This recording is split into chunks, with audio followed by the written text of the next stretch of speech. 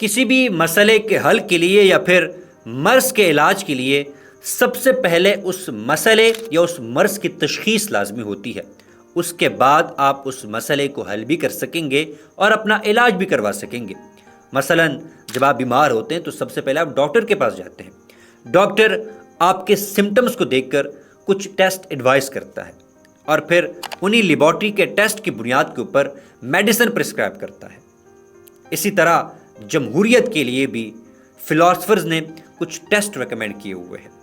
بچپن سے ہمیں پاکستان میں یہ بحث سننے اور دیکھنے کو ملتی ہے کہ پاکستان میں جمہوریت ہے یا نہیں۔ تو آج میں جمہوریت کے وہ ٹیسٹ آپ لوگوں سے شیئر کرنے جا رہا ہوں جس کے بعد آپ آرام سے یہ فیصلہ کر سکیں گے کہ پاکستان میں جمہوریت ہے یا نہیں ہے۔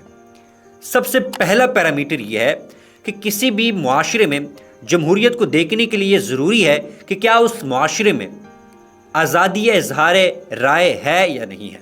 کیا آپ کسی دوسرے کے ساتھ کسی مسئلے کے اوپر، کسی پالیسی کے اوپر اختلاف رکھ سکتے ہیں یا نہیں۔ دوسرا پیرامیٹر یہ ہے کہ کیا لوگ اپنی مرضی کی گورنمنٹ لا سکتے ہیں یا تبدیل کر سکتے ہیں یا نہیں۔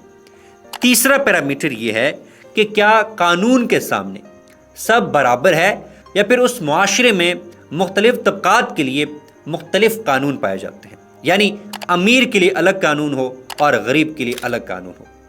فورتھ یہ ہے کہ کیا اس معاشرے میں لوگوں کے بنیادی حقوق کو پروٹیکٹ کیا جاتا ہے یا نہیں۔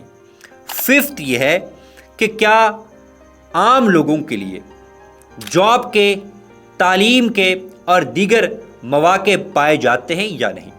اور آخری ٹیسٹ یہ ہے کہ کیا لوگ خوف و ہراس سے آزاد ہے یا نہیں ہے۔ کہ ایسا تو نہیں ہے کہ لوگ کسی معاشرے میں اپنے آپ کو انسیکیور فیل کرتے ہو۔ اگر کوئی معاشرہ ان تمام 6 پیرامیٹرز پر پورا اترتا ہے تو آپ سمجھ لیجئے کہ یہ جمہوری معاشرہ ہے۔ اگر ان 6 پیرامیٹرز کی روشنی میں پاکستان کی جمہوریت کو انالائز کیا جائے تو واضح طور پر آپ کو یہ نظر آئے گا کہ شاید پاکستان جمہوری ملک اس طرح سے نہیں ہے جس طرح سے ہونا چاہیے، کیونکہ یہاں پہ فریڈم آف ایکسپریشن کا وہ حق حاصل نہیں ہے جس طرح جمہوری ممالک میں ہوتا ہے۔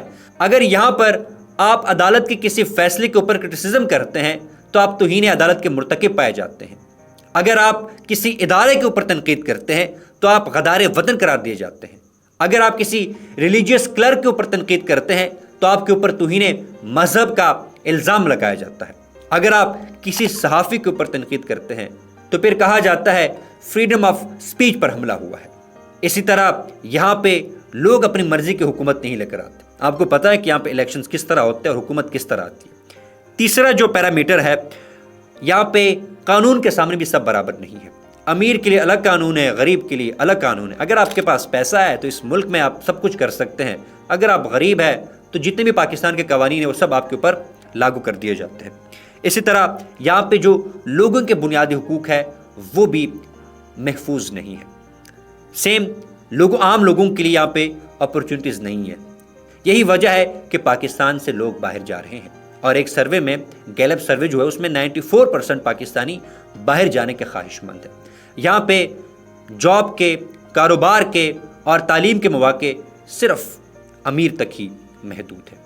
اس کے ساتھ ساتھ اگر لاسٹ پیرامیٹر کو دیکھا جائے تو آپ کو واضح نظر آئے گا کہ اس ملک میں ہر کوئی اپنے آپ کو انسیکیور فیل کرتا ہے۔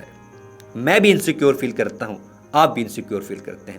اگر آپ سمجھتے ہیں کہ پاکستان ان پیرامیٹرز پر پورا اترتا ہے اور پاکستان ایک واقعی میں لیٹر اینڈ اسپرٹ میں ایک جمہوری ملک ہے تو کمنٹ میں لازمی بتائیے گا۔ شکریہ۔